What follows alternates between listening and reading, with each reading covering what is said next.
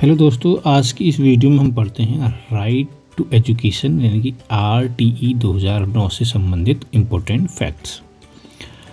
तो right to education वैसे इसका फुल फॉर्म जो होता है right of children to free and compulsory education act 2009 है, न कि राइट टू एजुकेशन। ठीक है, तो पूरा नाम जो है इसका right of children to free and compulsory education act 2009, Hindi में बोलें तो निःशुल्क एवं अनिवार्य बाल शिक्षा का अधिकार अधिनियम 2009। ठीक है, अनुसूची 1 में भी इसकी बात कही गई है। ठीक है, अध्याय इसमें 7 हैं और धाराएं जो हैं इसमें 38 हैं, याद रखिएगा। इसमें इम्पोर्टेंट फैक्ट्स हैं कि 2 जुलाई 2009 को कैबिनेट ने बिल को इसको मंजूरी दी थी। 20 जुलाई 2009 को राज्यसभा में प्रस्तुत किया गया था। ये ऐसा एक्ट है जो पहले राज्यसभा में पेश किया गया था। 4 अगस्त को जो है लोकसभा में, 26 अगस्त को राष्ट्रपति के इस पर हस्ताक्षर हुए थे और 1 अप्रैल 2010 को इसे लागू कर दिया गया। उस समय जम्मू कश्मीर में ये लागू नहीं होता, तो जम्मू कश्मीर को छोड़ करके सभी जगह ये लागू कर दिया गया। तो 2 जुलाई को कैबिनेट में इसे मंजूरी मिली, 20 जुलाई को राज्यसभा, 4 अगस्त को लोकसभा और 26 अगस्त 2009 को इसमें हस्ताक्षर हुए और उसके बाद नेक्स्ट ईयर यानी कि 1 अप्रैल 2010 से ये लागू हो गया।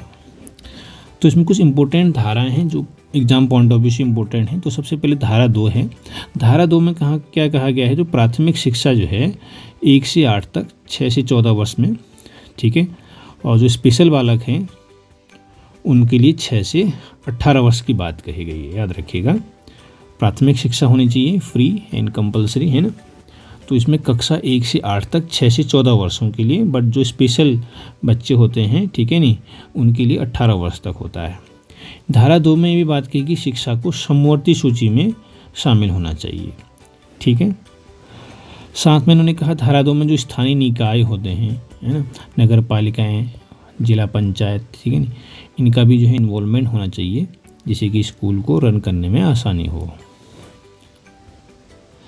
धारा जो 3 है, इस धारा 3 में क्या कहा गया था कि जो अनिवार्य प्राथमिक शिक्षा है वो प्रदान करना, निःशुल्क, वो भी। ठीक है, बच्चा किसी भी विद्यालय में प्रवेश ले सकता है निःशुल्क। ठीक है, धारा 4 में जो बात कही गई थी, जो ड्रॉप आउट बालक होते हैं उनको उनकी आयु के अनुसार जो है कक्षा में प्रवेश दिया जाना चाहिए। ये भी ध्यान रखें, उनकी आयु के अनुसार। ठीक है, आयु के अनुसार जो है प्रवेश मिलेगा। धारा 5 में क्या कहा गया है कि जो प्रत्येक बालक है, प्रत्येक बालक को प्राथमिक शिक्षा पूर्ण करने तथा ट्रांसफर यानी कि TC का पूर्ण अधिकार होगा, यानी कि TC अगर लेना चाहे तो निकाल सकता है, तो उसके लिए कोई मनाही नहीं होगी। धारा 6 क्या कहता है, कक्षा 1 से 5 तक के विद्यालय जो है कम से कम दूरी 1 किलोमीटर होनी चाहिए। 6 से 8 तक के विद्यालयों के लिए 3 किलोमीटर से ज़्यादा नहीं होना चाहिए। धारा जो 7 कहती है वो क्या कहती है, केंद्र और राज्य के वित्तीय अनुपात के बारे में बात करता है। जो केंद्र है वो 60% देगा वित्तीय अनुदान वगैरह, और राज्य जो होंगे अपना 40% लगाएंगे। बाकी जो स्पेशल जो राज्य हैं और या फिर नॉर्थ ईस्ट रीजन के, अधिकतर नॉर्थ ईस्ट रीजन के जो हैं वही होते हैं इसमें, और कुछ अन्य राज्य भी होते हैं स्पेशल कैटेगरी में जो आते हैं। तो दोनों तरह के जो नॉर्थ ईस्ट के हैं और जो स्पेशल जो कैटेगरी के हैं, उनमें जो है ये दर्जा 90% केंद्र देगी और 10% राज्य अपना लगाएंगे।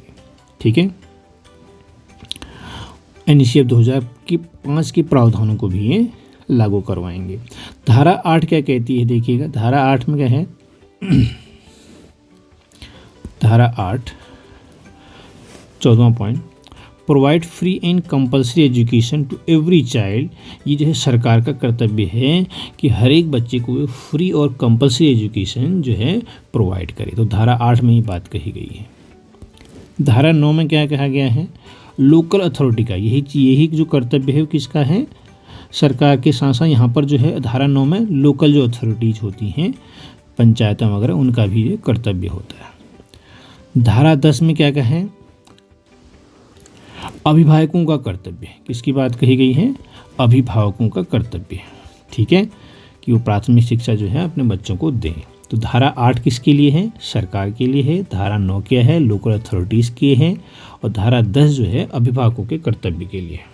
ये ध्यान रखिएगा, 8, 9, 10। और यही बात जो है अनुच्छेद 51A में भी कही गई है। धारा 11 में क्या बात कही गई? देखो, 3 से 6 वर्ष के बच्चों के लिए आंगनवाड़ी केंद्रों के द्वारा पूर्व प्राथमिक शिक्षा, इम्पोर्टेंट है, पूर्व प्राथमिक शिक्षा जो है आंगनवाड़ी केंद्रों के द्वारा दी जानी चाहिए 3 से 6 वर्ष के बच्चों को। ठीक है। धारा जो 12 है वो क्या कहता है कि जो निजी विद्यालय है उनमें 25% जो है गरीबों के लिए जो है और जो वंचित वर्ग के लिए होनी चाहिए आरक्षित सीटें। धारा 12 कहती है कि 25% जो है गरीबों के लिए, वंचित वर्गों के लिए प्राइवेट स्कूल में होनी चाहिए। ठीक है। धारा 11 क्या है आपकी? 3 से 6 वर्ष के बच्चों के लिए आंगनबाड़ी केंद्रों में पूर्व प्राथमिक शिक्षा। ठीक है। और धारा 8, 9, 10 तो आप समझ गए होंगे कि कर्तव्यों के बारे में बात करता है। पहला सरकार का कर्तव्य है धारा 8 में, धारा 9 में लोकल अथॉरिटीज़ का है और धारा 10 में जो है अभिभावकों का कर्तव्य रहता है। अब हम बात करते हैं धारा 13 की बात करते हैं। कोई भी इसमें जो है जब बच्चा एडमिशन लेगा तो उससे कोई भी फीस वगैरह नहीं ली जाएगी। ठीक है। इंटरव्यू वगैरह भी नहीं होगा एडमिशन के दौरान, ये बात कही गई थी। धारा 14 की बात करते हैं तो 14 में क्या कहा गया है?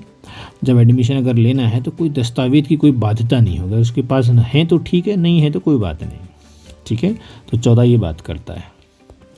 धारा 15 क्या कहता है? देखो, धारा 15 कहता है स्कूल की अंतिम तिथि यानी कि 30 सितंबर तक जो है वो प्रवेश ले सकता है। ठीक है। धारा जो है 16 में क्या है? फेल नहीं कर सकते हैं। ठीक है। कक्षा 1 से लेकर 8 तक। हालांकि अब जो है इसमें चेंजेस हो रहा है कि आप फेल कर सकते हैं बट उसको मौका भी देंगे। धारा 17 क्या है? आपका पनिशमेंट नहीं देना आपको। ठीक है। शिक्षकों के लिए है, इम्पोर्टेंट है। तो आपको किसी तरह का शारीरिक मानसिक दंड आप नहीं देंगे। ठीक है। अदरवाइज आपको 3 माह की जेल हो जाएगी, ध्यान रखिएगा। ठीक है। दंडात्मक कार्रवाई भी हो सकती है आपके खिलाफ। तो ये धारा 17 जो है इम्पोर्टेंट है, 3 माह की जेल होती है इसमें। धारा 18 जो है स्कूल जो है मान्यता के अनुरूप ही जो है मानकों के अनुरूप खोले जाएं। धारा 19 में बात की गई है अगर वो मानकों के अनुरूप नहीं है तो उनको 3 साल का वक्त दिया जाए। अगर 3 साल में भी नहीं करते हैं तो फिर उन पर कार्रवाई की जाए। धारा 21 क्या कहता है? एसएमसी के गठन पर ये बोलता है, इसमें 16 सदस्य होते हैं। धारा 22 जो होता है एसएमसी का हर 2 साल में गठन किया जाना चाहिए। ठीक है। एसएमसी का हर 2 साल में गठन किया जाना चाहिए, इस बारे में बात करता है। यानी कि 21 और 22 जो है एसएमसी से संबंधित हैं।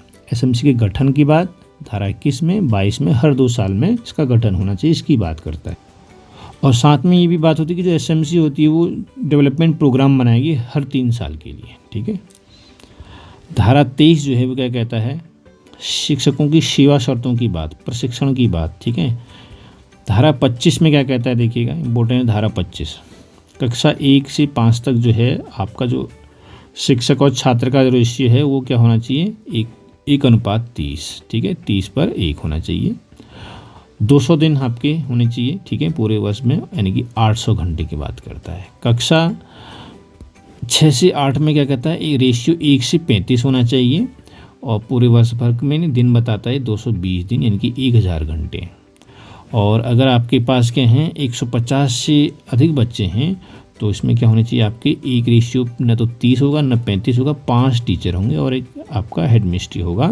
45 घंटे प्रति सप्ताह इसमें शिक्षण की बात कही गई है।